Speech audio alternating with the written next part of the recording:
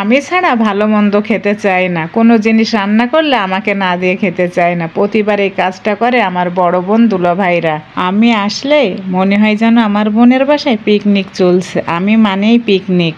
এদিকে রান্না করছে আর বোনের বাসা মানে তো মিনিটে মিনিটে খাওয়া, বারবার আপা এটা দিচ্ছে ওইটা দিচ্ছে, মিষ্টি খাচ্ছে। আমি আর খেয়ে খেয়ে এমনি মোটা হয়ে গেছি, তারপরও আমার বোন শুনছে না। আর এদিকে চুলায় রান্না করছে, গ্যাসে রান্না করছে, এদিকে দুলাভাই তো একের পর এক জিনিস আনতেই আছে। আমার দুলাভাইয়ের মন আকাশের মতো বড়, পকেটের টাকা শেষ হয়ে যায় প্রতিবার। আমি যখন আসি সবাইকে সে দাওয়াত দিয়ে খাওয়ায়, শুধু আমাকে নয়। এদিকে তো রান্না করছে আর আমার আপা বলতেছে যে আজকে বেশি আইটেম করা হলো না। আমি তো বলতেছি কি বলে বলে বেশি আইটেম করা হয়নি, গরমে কি এত কিছু খাওয়া যায়? তবু আমার বোনের মন তো, আমার বোন কিন্তু আমার মায়ের মতো।